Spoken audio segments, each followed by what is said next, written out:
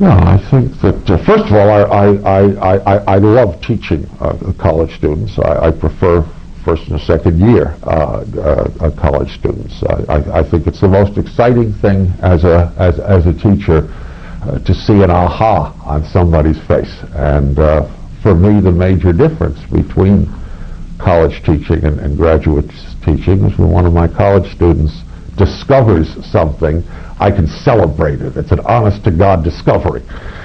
Now, if you're a graduate student and you discover something everyone's known already, I have to tell you that, because I can't have you running out announcing that. And even worse, if you've discovered something that everyone now knows is wrong, I really have to stop you from doing that too. But if you're a college student, I don't. I'm not training you to be a student of religion. My failures go on to graduate school and become students of religion. I'm training you to do whatever the hell it is you want to do. And so I'm absolutely free to watch you and take great joy in watching you discover and finding out how you got to do that. So that, secondly, I think religion is a nice subject to teach because nearly everybody has an opinion about it. In that sense, you don't have to do a lot of preparation to get somebody to have an opinion. The problem for the religion teacher is that they think those opinions should remain private, that religion is not really something you talk about.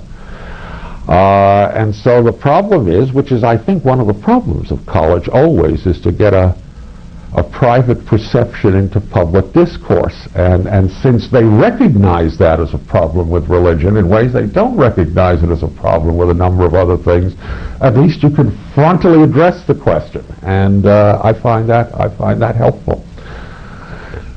The third thing, I guess, is that it's a nice place also to begin to talk about what I think is what we teach as college students. We teach people how to read, we teach people how to write, but we teach people above all how to argue. And it's a wonderful place to begin to explore the notion that argument is not what goes on at a dinner table sometimes when mommy and daddy have had a bad day, that argument is something quite different. And this is a hot enough subject, though a private enough subject, that the question of argument really gets at both of those sides of things. How can you come to speech about a subject and not hit somebody? And you know, it becomes a place to sort of talk about the processes of trying to be at least persuasive to somebody else. Well, I also think one of the great mistakes that education has made is putting introduction as service courses to be inflicted on the young. Introduction is actually an old man's job, and I find that to decide what I'm going to do in 10 weeks, knowing that most of the people will never again look at that subject, is in many ways the most awesome responsibility I know of. But everything I know as a researcher is into that judgment. It's not that you transfer what you know as a researcher to what you do in a course. That's a silly argument. But it's all the skills you've developed to decide, if I got only 10 weeks, I'm doing religion, the whole world, I'm not doing one.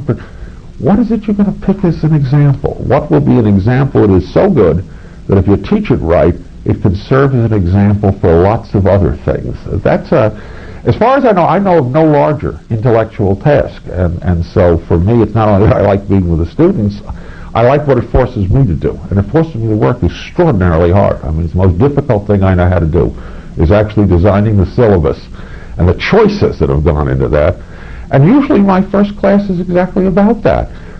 Here are the choices I've made. Here's why I've made them, and here's the price we're going to pay because I've made those choices. Reminds you, among other things, that it's not a natural topic. There's no natural thing called religion. It's a result of a whole lot of decisions we've made, and they ought to be self-conscious about that.